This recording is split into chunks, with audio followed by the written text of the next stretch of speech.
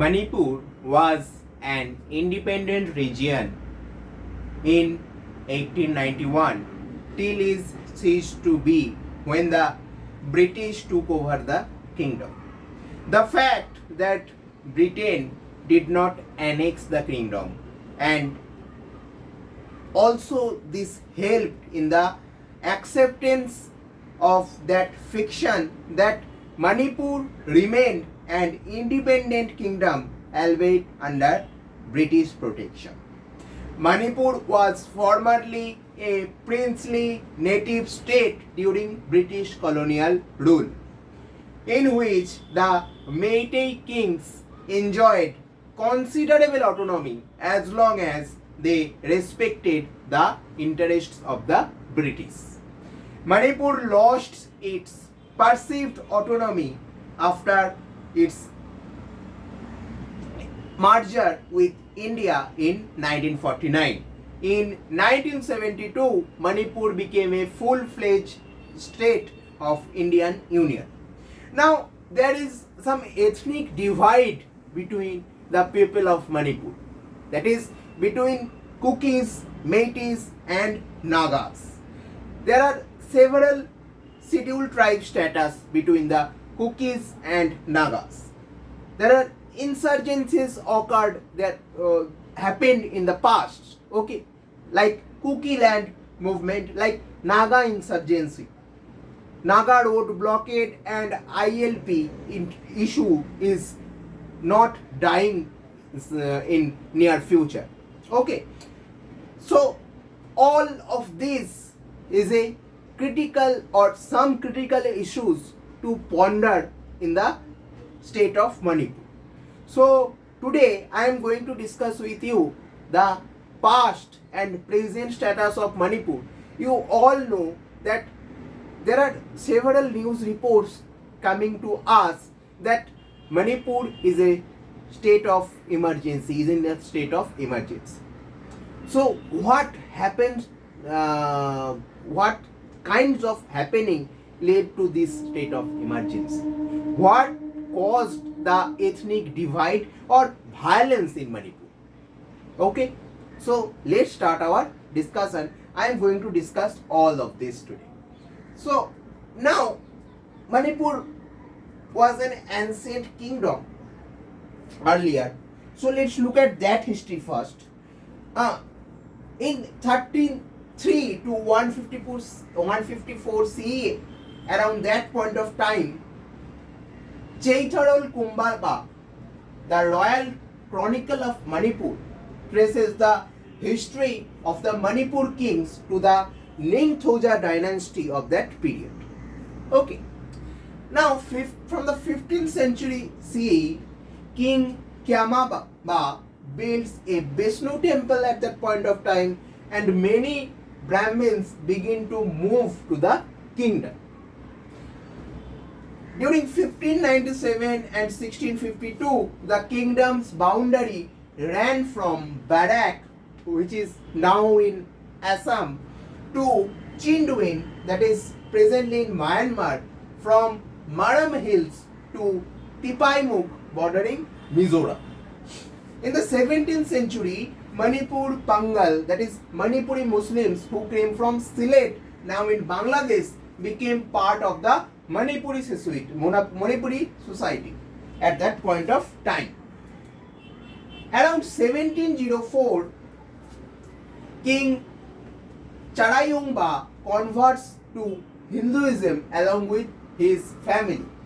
Around 1724, the kingdom of Ningthouja is renamed Manipur by Charayungba's son Meidingu Pameiba.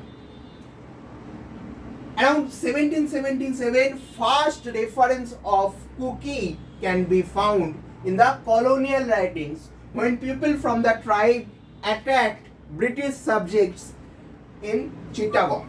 Warren Hastings was the Governor General of Bengal at that point of time. In early 19th century, the British bring in new Kukis and settle them in strategic location around Manipur Valley to serve as mercenaries. So this is how cookies came to the picture of Manipur. Now in 1819, the Burmese invade the kingdom and Manipuri kings now seek British help. In 1824-26, the first Anglo-Burmese war happened, which caused more cookies to arrive in the state. In 1824 to 1891, Manipur remains a British protectorate state. From 1891 to 1947, Manipur became a princely state under the British Empire. 1949 October 15 was the date when Manipur officially became the part of India, but not a full-fledged state. Okay. In 1956, Manipur became Union Territory under the States Reorganization Act of 1956 and the 7th Amendment of the Constitution Act 1956. In 1958, Parliament passed the APSPA, that is Armed Forces Special Powers Act, which is highly controversial act. It gives special powers to the armed force distributed in areas such as Manipur and Assam. The Naga inhabited areas in Ukhrul district of Manipur notified as disturbed area. This description is later extended to Naga inhabited other areas as well. In 1964, the United National Liberation Front, that is UNLF, founded. One of the oldest insurgent groups in the northeastern India. It was aimed at establishing a sovereign and socialist Manipur. This is the picture of their flag. Okay, so they were targeting to establish a sovereign and socialist Manipur under them. Now, in 1972, on January 21, Manipur gets statehood under the Northeastern Areas Reorganization Act of 1971. September 18, 1981, entire Manipur comes under the purview of APSPA when unrest increased in the Imphal Valley during 1979-1980. 1991 was the year when Manipur officially became a dry state with passing of the Liquor Prohibition Act of 1991. It was in the response to a movement led by women against issues caused by consumption of alcohol. Next, in 2000, on the date of November 2, Assam Rifles shot and killed 10 civilians who were waiting at a bus stop in Malom, a town in Imphal, and this incident came to be known as the Malom massacre. Okay. On July 11, 2004, human rights activists Airam Chanu Sarmila began a fast demanding repeal of APSPA from Manipur. In 2004, Thangjam Manorama, who was a 32-year-old lady, is picked up by 17th Assam Rifles and killed. The Judicial Inquiry Commission report called her last hours as brutal and merciless torture. The murder gave renewed impetus to the calls for withdrawal of APSPA from that state. 4 days later, mothers disrobed in front of historic Kangla Fort in the heart of Imphal, carrying banners with them Indian Army rape us painted in red. Next, come to November 1, 2004. Prime Minister Manmohan Singh said he would consider the idea of replacing APSPA with a more human law that will address the concerns of national security and the rights of citizens both altogether. On April 11, 2010, the All Naga Students Association of Manipur launched an economic blockade of national highways 39 and 53 in protests against the autonomous district council's election in the Hill district of Manipur, alleging that autonomous district council act failed to protect the rights of tribal people. So this is the situation of unrest in Manipur. In the month of August of 2015, the Okram Ibobi Singh led Congress government convened a special session of the assembly and unanimously passed 3 bills.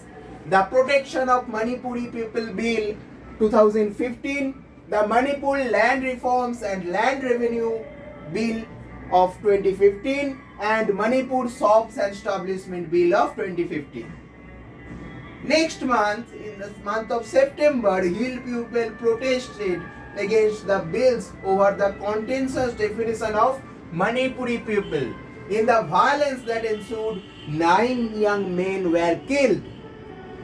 In 2016, President Pranab Mukherjee rejected the Protection of Manipur People Bill. Next, come to the history of March 2017. After staying in power for 3 consecutive terms, the Congress government lost its power to the BJP in the assembly election, and N. Biren Singh, the present chief minister, became the chief minister from that point of time. In 2022 September, the Biren Singh government issued order stating all books of Manipur's history, culture, tradition and geography will have to be approved by a state appointed committee. Next, the event of March 10, 2023, Kuki Civil Society led by Indigenous Tribal Leaders Forum, this is their logo, organized a peaceful rally against the arbitrary eviction of Kuki villages, seemingly to expand reserved forests. On March 25, 2023, Home Minister Amit Shah said that Centre had decided to reduce the disturbed areas under APSPA in Nagaland, Assam and Manipur due to significant improvement in the security situation in this area. On April 19, 2023, Manipur High Court directed state government to consider granting ST status to the majority Meitei community. Okay. Next, come to the present.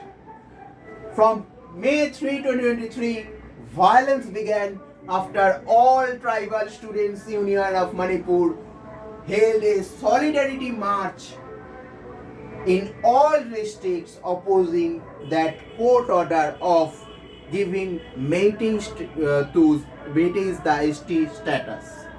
Okay. So why Kukis are protesting basically? Meiteis are included in the 8th schedule of the constitution. Their language is included in the 8th schedule. And that section of the Meitei community, which is predominantly Hindu, are already classified under SC or OBC status and have access to the opportunities associated with those status. Okay, and 40 out of 60 legislative assembly seats are with the Meiteis only. So majority are Meiteis. The Meiteis are the largest community in Manipur. There are 34 recognized tribes which are broadly classified as any tribes and any Naga tribes. Meitei and Meitei Pangals, who constitute roughly 64.6% of the state's population. Meitei community was recognized as a tribe before even the merger of the princely state of Manipur with the Union of India in 1949. Okay, so that's why the Kukis are protesting. Now, the issue of influx of Kukis from Myanmar, which has been called by the or the issue has been put all together by the center. Union Home Minister Amit Shah said the violence in Manipur was triggered by an influx of cookies from the neighboring state of Myanmar into Manipur or neighboring country, which created insecurities among the natives. The conflict's roots are more intricate than portrayed, with Myanmar's internal dynamics also contributing to it. Meitei insurgent groups too have a significant role in this. Okay. The lack of cohesive refugee policy of India adds to complexity. The blame game and divisive rhetoric also undermine the regional stability and India's Act East policy, which is part of India's visionary foreign policy to become a leader of the South Asia. Okay. Next, come to the status of refugee. According to UNHCR, more than 88,000 of people from Myanmar have fled to neighboring countries since the 2021 coup of them. Okay. Of them, more than 50,000 have fled to India, mostly to the border states of Mizoram and Manipur, from Chin state and Sagaing region, where some of the worst fighting is taking place. Among these, according to various reports, at least 4,000 people have taken their refuge in Manipur. But the state government identified only 393 people as of January, while a subcommittee headed by State Cabinet Minister Letpao Hauke put the number at over 2,000. So, there is a difference of statistics or putting the statistics. Many of these refugees come from a socially marginalized backgrounds or belong to disadvantaged group and are in constant need of medicines, food, shelter and also psychological counseling. This is the status of refugees came from the Myanmar. Now, these people who are mostly Kuki Joe refugees, this limbo had taken on a menacing face long before the current spate of violence began. Manifesting in the heightened police surveillance, house-to-house search, facial recognition and biometric identification drives, frequent detentions, threat of forced deportation and civil society statements calling for a NRC. Okay. All of this is tightly framed in the anti-humanitarian, hyper-securitized conceptualization of asylum seekers as illegal immigrants.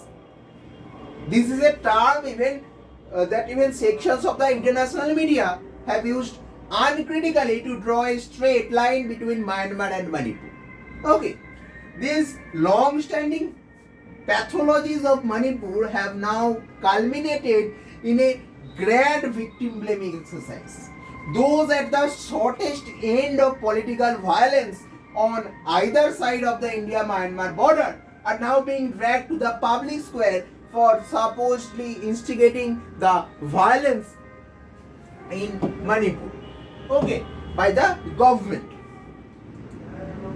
Now, let's conclude the session. It is obvious that once the conflict spills over beyond Manipur, its dynamics will change and involve other volatile elements.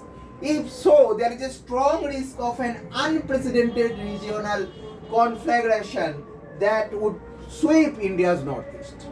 Okay, the logical corollary of this is bleak.